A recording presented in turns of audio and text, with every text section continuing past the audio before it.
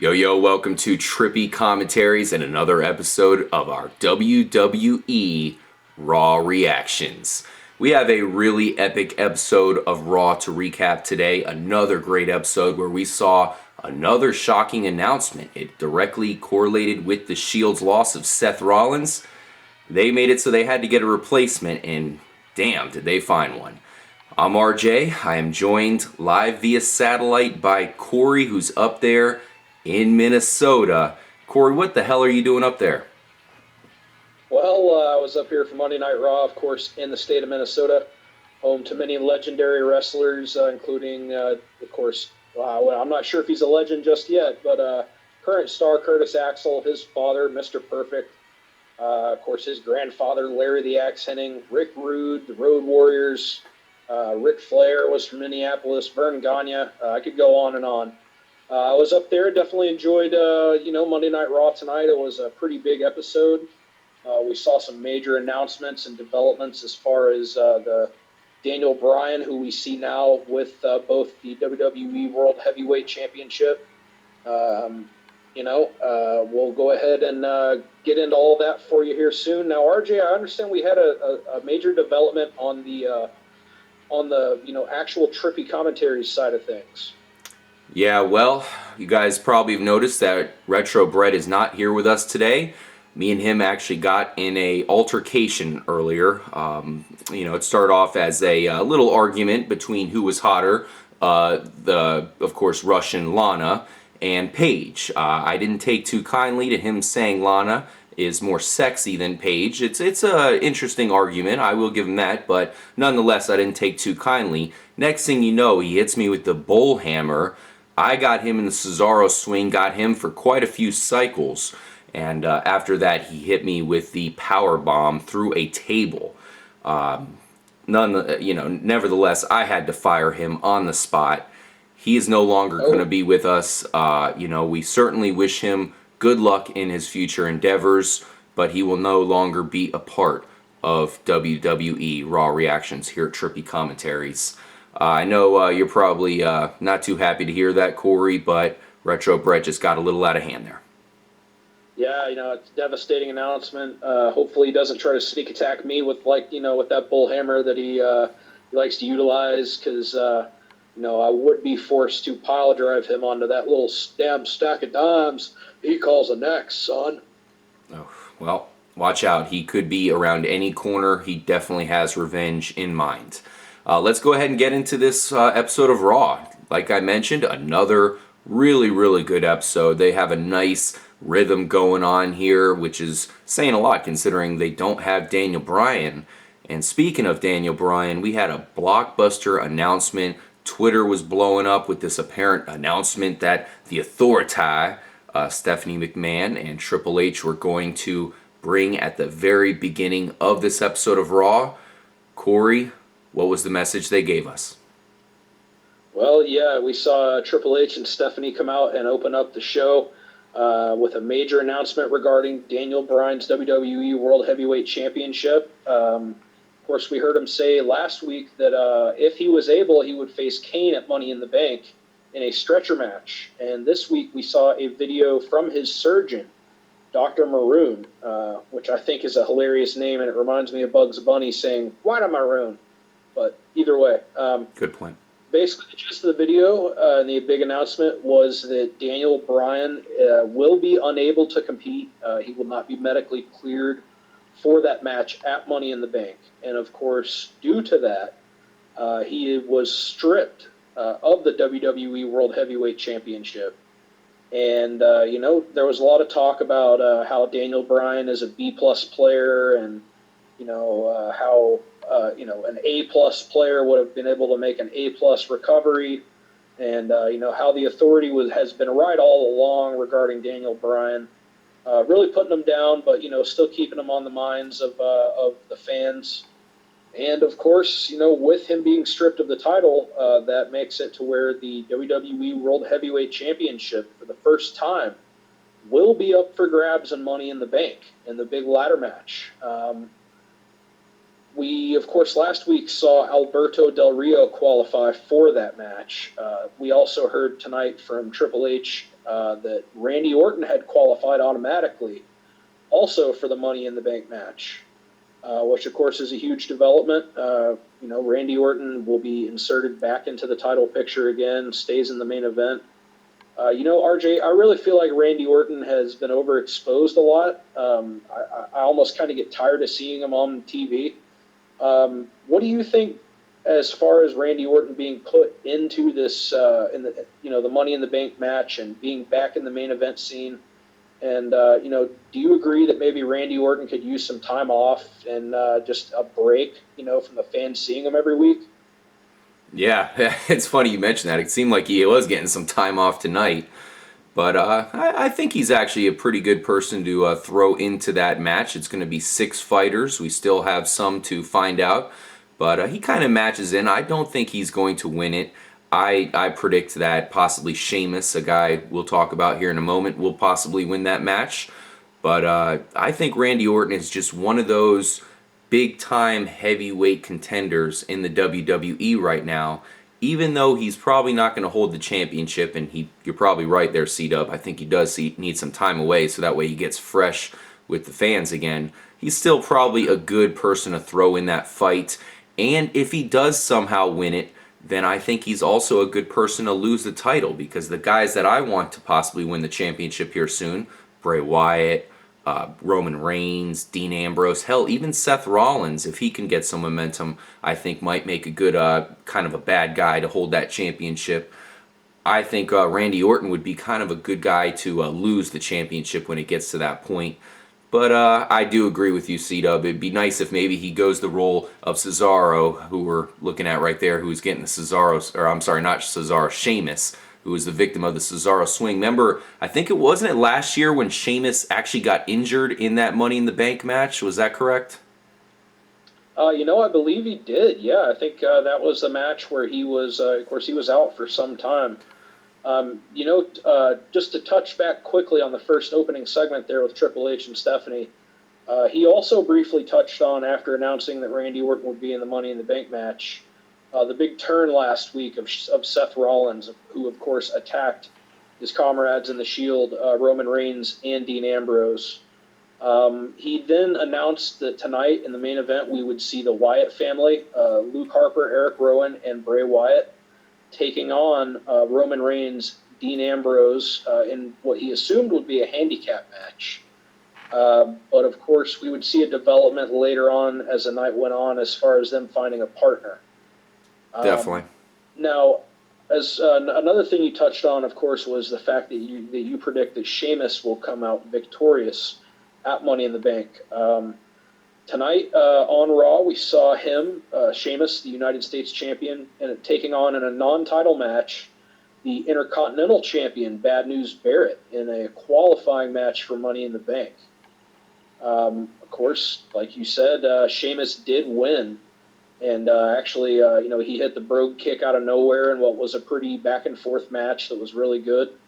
And Sheamus also joins Alberto Del Rio and Randy Orton in the Money in the Bank match coming up at the pay-per-view. RJ, what were your thoughts as far as this match between, two major title holders in Sheamus and Bad News Barrett? And what are your thoughts as far as, of course, you made a prediction that he's going to win.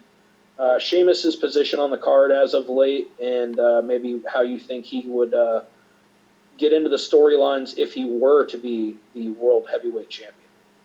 Yeah, I definitely predict, as of right now, that he's going to win that match, the ladder match there, and win the championship at that time. I'm always been a big fan of Sheamus. I think he's got a great fighting style, some really good moves. He's got multiple finishing moves, including the brogue kick, which always gets a really good reaction from the crowd. I think just because of his size, his ability, he's always a contender to win. He kind of has what we were talking about with Randy Orton and even John Cena a little bit here that we're looking at, that effect where he's been around so much, he's been there and done that people probably don't want to see him with the championship for too long, but I think that he could definitely hold the belt for a few. I thought that was an excellent match. It was a little bit surprising to me that he won just because BNB is such a big time wrestler at this point too, that you had two guys going in that match where I almost looked at it like, man, both of these guys should be in this ladder match. Why do you think they're not having Bad News Barrett in this match, C-Dub? The ladder match, of course, I'm talking about there. I mean, of course, Bad News Barrett is the Intercontinental Champion, so maybe it's just a matter of them needing one more title match on the card, perhaps. Like you said, man, Sheamus and Bad News Barrett are two guys who, although Sheamus has been there before, they're two young guys who are right on that cusp of really breaking out and being permanent main event players. And, of course, Sheamus will be going into the Money in the Bank match for the title. If he does win, of course, there's going to be a question as to what happens with the United States title. But, yeah, tonight we saw Sheamus hit that big brogue kick out of nowhere for the victory. He goes on to qualify, and, of course, Bad News Barrett, I'm sure he'll live to fight another day. These guys have been having awesome matches here lately together, and also with various pairings of Rob Van Dam and Cesaro, two more guys we're going to get into later. Yeah, they faced off with one another for a chance to get into that big-time epic championship ladder match that we'll be seeing at this upcoming Money in the Bank pay-per-view. We did see an appearance by Rusev as well as Lana. They came out and did their normal shenanigans, this time kind of poking fun at the American President Obama.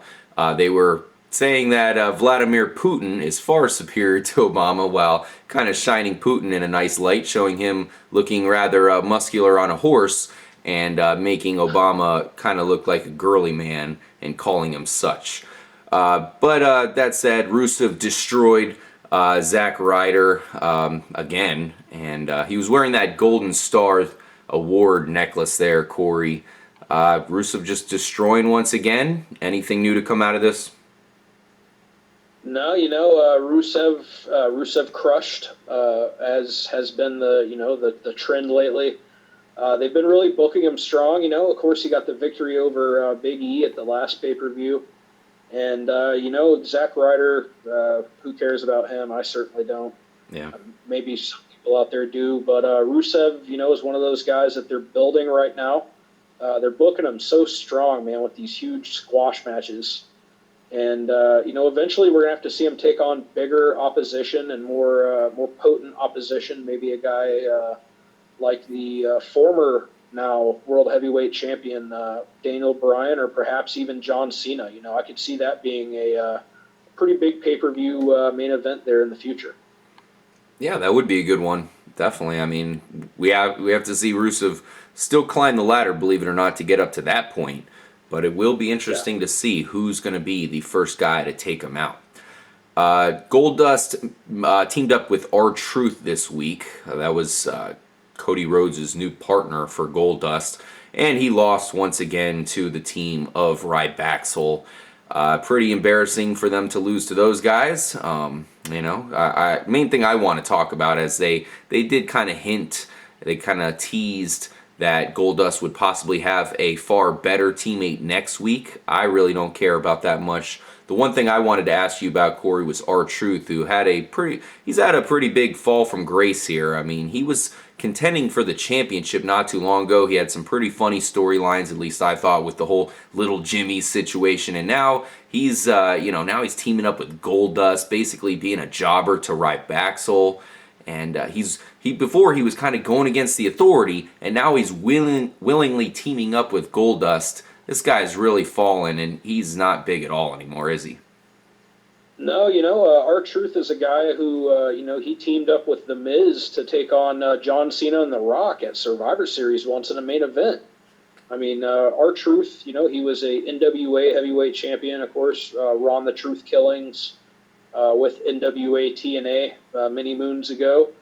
RTruth is one of those guys, much like Goldust, who, lost tonight. He's one of those guys that's, he's getting up there in his years. Certainly the peak of his career is long behind him, I feel like. I think the whole point of this storyline, we keep seeing Goldust lose with various partners, it seems like every week, to Rybaxel. I think the whole point of this, maybe next week we're going to see Cody Rhodes himself come out, maybe in some kind of new gimmick of some sort, maybe going back to the old dashing Cody Rhodes gimmick or something like that, and maybe beat Goldust's partner, and then I could see Cody just turning on Goldust finally next week. And hopefully we'll see, maybe this be a vehicle for Cody Rhodes to get over. Like I said, this is late in the career for Goldust. It is his brother, so I'm sure that he has a vested interest in, furthering Cody's career. Yeah, for sure. One thing we'll touch on here real quick, the Usos won. Oh, God, that match was completely stupid, but they did win, and they still are the tag team champions. Also, Bo Dallas won. He has a pretty interesting finisher there with the running Bodog. Doesn't really seem like the fans are totally aboard, and he seems extremely corny. Anything you want to touch on with those two matches, C-Dub?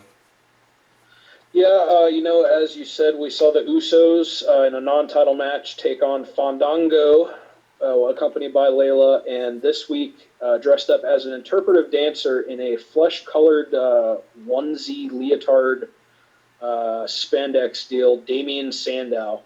It was a true what in the hell am I watching moment. The only thing that really saved it was, of course, the Usos. I think they're really entertaining to watch. They've really been a big asset to the tag team division, and sort of the after a long time of really crappy tag team matches and not a lot of emphasis on the titles. We've seen a little bit of a resurgence in the tag division. There was a smattering of applause for Damien Sandow and his interpretive dancer gimmick. Otherwise, not a lot to talk about here. Of course, as you said, Bo Dallas got a big another victory on what seems to be a winning streak that he's keeping alive tonight over Xavier Woods. I thought it was a decent short match. As you said, Bo Dallas is really corny and cheesy. He has that big running Bodog finisher where he vaults himself off the corner and hits the Bulldog. He got the big victory and did his ceremonial victory lap. Bo Dallas, he's entertaining to me. He's entertaining in a different way than his brother, who we just saw there on the screen, Bray Wyatt. I think as long as they keep booking Bo Dallas in a somewhat serious, as far as winning regard, I think that Bo Dallas can really move on and in the future be a big time player. But something that you and I talked about off the air is hopefully that he doesn't get into that Santino Marella territory where he is the comic relief on the card. You know what I mean? Yeah, definitely, but might be heading that way because the fans aren't really reacting too much to him, but we'll see what happens. I want to touch on one more quick match here, Corey, at the end of part one, and we'll get into some huge events that happened in part two, including the Seth Rollins explanation and the new member of the Shield, apparently. But let's just talk real quickly about this match between RVD and Cesaro. Cesaro kept looking at the title belt here, Corey, and eventually he won. And it really stood out to me how much he was looking at that belt and how much Paul Heyman, his manager, was telling him to focus. Is he a possibility for the championship in your eyes at this point? He, at this point, of course, as you said, he took on Rob Van Dam and got the victory in another Money in the Bank qualifier. Cesaro is absolutely my favorite at this point to capture that title. Cesaro, aka Claudio Castagnoli, he had a lot of great matches in Ring of Honor against Daniel Bryan, aka Bryan Danielson. And, I could see that match being a huge main event, maybe for SummerSlam, or perhaps even the Battleground pay-per-view in July in Tampa, if Daniel Bryan recovers. But, I think Daniel Bryan will have a stake to the claim of the belt once, he is healthy. And my pick, Cesaro, I could see him winning it all at Money in the Bank, finally capturing his title. Of course, being led by Paul Heyman, the man behind the mastermind behind the one in the 21-1 of the Undertaker's WrestleMania streak. This was a great match again tonight. Cesaro is a real workhorse. The crowd loves him. He had a great reaction. RVD, has been really doing his part to make a lot of these young guys, namely Bad News Barrett, who we see right now, Sheamus, Cesaro. He's been really doing his part to make these guys look great. And, of course, tonight Cesaro did, and he did qualify for the Money in the Bank. He is my pick for the big main event thus far. Of course, he will be joining Randy Orton, Alberto Del Rio, and Sheamus thus far. Yeah, and one guy who we'll have to see is if they throw Kane in there, because of course Kane was supposed to fight Daniel Bryan in the stretcher match. So will they insert him in the actual ladder match? Doesn't seem that way, but he is still kind of hanging around there. We'll see if they do throw him into one of the events there at the Money in the Bank pay-per-view. Definitely make sure to stay tuned for part 2, guys. We have some truly monumental things to talk about from WWE Raw. I mean, this new member of The Shield. Are you kidding me? Wow. We'll get into it in part 2, and we'll see you guys there. Thanks for joining us. See you in part 2.